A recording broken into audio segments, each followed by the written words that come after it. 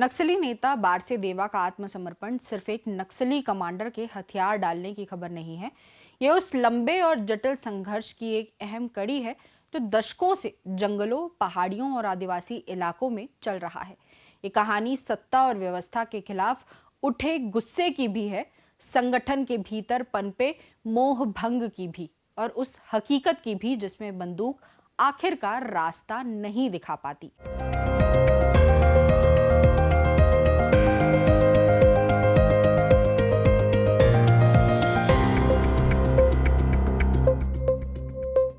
ITSA Hospital, on a mission towards a healthy world. Our 350-bed hospital with 3 dedicated wings, multi-specialty, pediatrics और wellness. यहाँ मिलता है world class treatment, health care, hospitality और harmony का perfect blend, और central India का सबसे बड़ा पीडियाट्रिक हॉस्पिटल। गेट और हैंड ट्रेनिंग के लिए cutting edge robotic physiotherapy and rehab. We are here to change the way you feel about hospitals. It's a hospital near Ambuja mall, Raipur. खबरों की खबर में आपका स्वागत है। बस्तर के नक्सली नेता माड़वी हिड़मा के गांव पुवर्ती के रहने वाले बारसे देवा के आत्मसमर्पण की खबर शनिवार को पहली बार आधिकारिक रूप से सामने आई। बारसे देवा उसी पीढ़ी का नक्सली नेता था जो बंदूक को राजनीति का औजार नहीं बल्कि राजनीति ही मान बैठा था। उसका नाम पीएलजीए के बटालियन नंबर 1 से जुड़ा रहा, जिसे माओवादी आंदोलन की सबसे खतरनाक और प्रशिक्षित इकाइयों में गिना जाता था। इस बटालियन का मतलब था लगातार मूवमेंट, कठिन ट्रेनिंग, घात लगाकर हमले और सुरक्षा बलों के लिए सिरदर्द।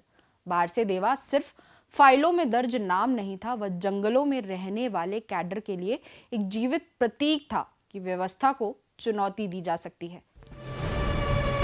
लगभग 48 साल के बारसे सुक्का उर्फ बारसे देवा, जिसे देवा या दर्शन के नाम से भी जाना जाता है, बस्तर के घने जंगलों और संघर्ष से भरे माहौल में उभरा एक कुख्यात हिंसक माओवादी कमांडर रहा है।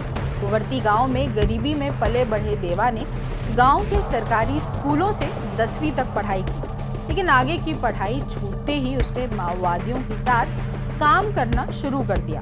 दिसंबर 2003 में वह सीपीआई माओवादी का हिस्सा बना और संगठन में उसकी पकड़, जंगलों की गहरी समझ और सशस्त्र दस्तों का संचालन करने की क्षमता ने उसे जल्दी ही साधारण कैडर से कमांडर की हैसियत तक पहुंचा दिया।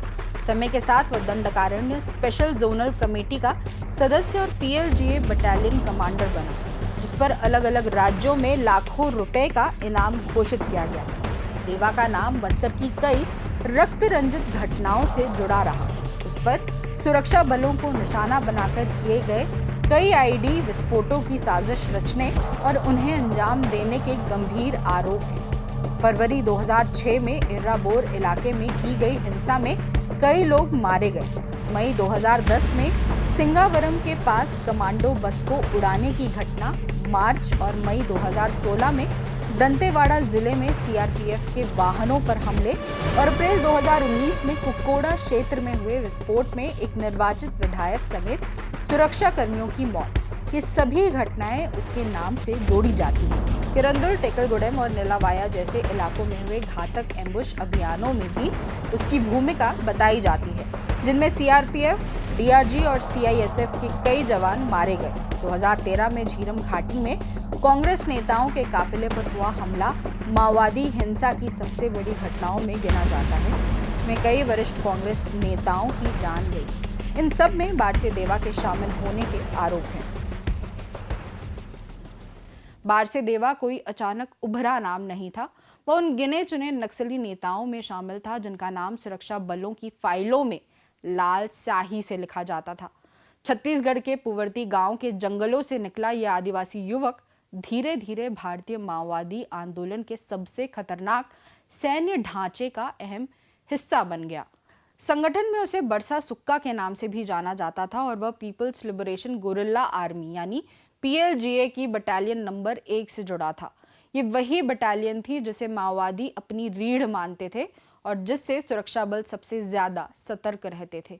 बारसे देवा का उभार उसके इलाके और हालात को समझे बिना नहीं समझा जा सकता। जिस भूगोल में वह पला बढ़ा वहां राज्य लंबे समय तक सिर्फ वर्दी और बंदूक के रूप में मौजूद रहा। स्कूल, अस्पताल और रोजगार बाद में आए या आए ही नहीं।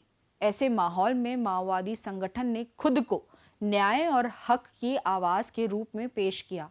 बारसे देवा ने कम उम्र में ही संगठन का रास्ता चुना। जंगल का जीवन, हथियार चलाने की ट्रेनिंग और गुरिल्ला युद्ध की रणनीति उसने तेजी से सीखी। यही वजह थी कि वह साधारण कैडर से उठकर कमांडर की भूमिका तक पहुंचा। संगठन के भीतर बारसे देवा की पहचान एक सख्त लेकिन जमीन से जुड़े नेता की थी। वह इलाके की भाषा, बोली और सामाजिक संरचना समझता था, इसलिए स्थानीय कैडर उससे जुड़ाव महसूस करते थे। बटालियन नंबर 1 में उसका कद इसलिए भी बड़ा था क्योंकि ये यूनिट सीधे बड़े हमलों और रणनीतिक अभियानों में लगाई जाती थी। माना जाता है कि सुरक्षा बलों पर हुए कई बड़े हमलों की योजना या क्रियान्वयन में उसका नाम सामने आया। इसी वजह से वह लंबे समय तक मोस्ट वांटेड रहा और उस पर भारी इनाम घोषित किया गया। लेकिन जितना बड़ा उसका नाम बाहर था, उतनी ही उलझन भीतर पनप रही थी। नक्सल आंदोलन का जो सपना दिखाया गया था, वह जमीन पर कमजोर पड़ता जा रहा था। संगठन आम लोगों से कटता जा रहा था और हिंसा का दायरा बढ़ता जा रहा था। बारसे देवा जैसे लोग ये सब बहुत करीब से देख रहे थे। वह उस पीढ़ी का हिस्सा था जिसने संगठन को मजबूत होते देखा और फिर धीरे धीरे टूटते हुए भी देखा। अंदर खाने असहमति बढ़ रही थी, भरोसा कम हो रहा था और नेतृत्व पर सवाल उठने लगे थे। इसी बीच सुरक्षा बलों की रणनीति बदली। अब सिर्फ मुठभेड़ नहीं, बल्कि लगातार दबाव, बेहतर खुफिया जानकारी और आत्मसमर्पण की नीति पर काम होने लगा। जंगलों में रहने वाले बड़े नेताओं के लिए हालात कठिन होते गए। हर मूवमेंट जोखिम भरा था, हर नया चेहरा शक के घेरे में। इनामी होना सिर्फ सरकार का टैग नहीं होता, ये रोजमर्रा की जिंदगी को एक खुली जेल में बदल देता है। बारसे देवा भी इसी मानसिक दबाव से गुजर रहा था। छत्तीसगढ़ से बाहर निकलकर भागकर बारसे देवा और बटालियन 1 के सारे लोग तेलंगाना में ही चले गए थे और वहीं थे ये काफ़ी लंबे समय से। इनका लोकेशन भी वहीं आ रहा था। छत्तीसगढ़ की तरफ से पूरा दबाव था। वहाँ पर भी सारे कैंप्स हैं, सीआरपीएफ के हैं और अन्य सारे कैंप हैं। उसके बाद इनका मन परिवर्तन हुआ होगा जैसे भी। तो आज मैंने भी पढ़ा है कि औपचारिक तौर पर आज वहाँ पर ये सरेंडर करने वाले। हमारे यहाँ भी पुनर्वास के लिए उनकी चर्चा थी, लेकिन अब जो भी हो रहा है अच्छा हो रहा है। देश से ये नासूर समाप्त होना चाहिए। आत्मसमर्पण का फैसला किसी एक दिन में नहीं होता। ये लंबे समय तक चले डर, थकान और भविष्य की अनिश्चितता का नतीजा होता है। बारसे देवा के मामले में ये साफ दिखता है कि उसने हालात का आकलन किया। एक तरफ संगठन के भीतर बढ़ती हिंसा और टूटन, दूसरी तरफ ये एहसास कि जंगल अब पहले जैसे सुरक्षित नहीं रहे। उसे ये भी समझ में आ गया था कि इस रास्ते का अंत या तो मुठभेड़ है या फिर धीरे धीरे गुमनामी में मौत। जब उसने हथियार डाले तो ये खबर सिर्फ आत्मसमर्पण की नहीं थी, बल्कि एक प्रतीक की तरह सामने आई। इतना बड़ा कमांडर, इतनी खतरनाक बटालियन से जुड़ा व्यक्ति अगर बंदूक छोड़ सकता है तो ये संगठन के लिए बड़ा झटका था। इसका असर उन कैडर पर पड़ता है जो अब भी जंगल में हैं और जिनके मन में ये सवाल उठता है कि क्या ये लड़ाई सच में कहीं पहुंच रही है। हालांकि आत्मसमर्पण को अंतिम समाधान मानना भी गलती होगी। बारसे देवा की कहानी ये बताती है कि नक्सल समस्या सिर्फ सुरक्षा बलों से नहीं सुलझेगी। ये उन इलाकों की कहानी है जहां राज्य की मौजूदगी देर से और अधूरी रही। अगर आत्मसमर्पण के बाद उसे सम्मान, सुरक्षा और नई जिंदगी का मौका मिलता है तो ये दूसरों के लिए भी रास्ता खोल सकता है। बारसे देवा का आत्मसमर्पण असल में एक चेतावनी भी है और एक अवसर भी। चेतावनी ये कि अगर मूल समस्याओं को नजरअंदाज किया गया तो ऐसी हिंसा के लिए फिर से जगह बनेगी, और अवसर ये कि अगर सही नीतियों से भरोसा बनाया गया तो बंदूक के रास्ते से बदलाव का सपना देखने वाले पूरी तरह से लोकतांत्रिक धारा में लौट आए। एक समय जो आदमी जंगलों में राज्य को चुनौती दे रहा था, उसका हथियार डालना ये दिखाता है कि हिंसा की अपनी भी एक सीमा होती है और कम से कम हिंसा से तो कहीं नहीं पहुंचा जा सकता है।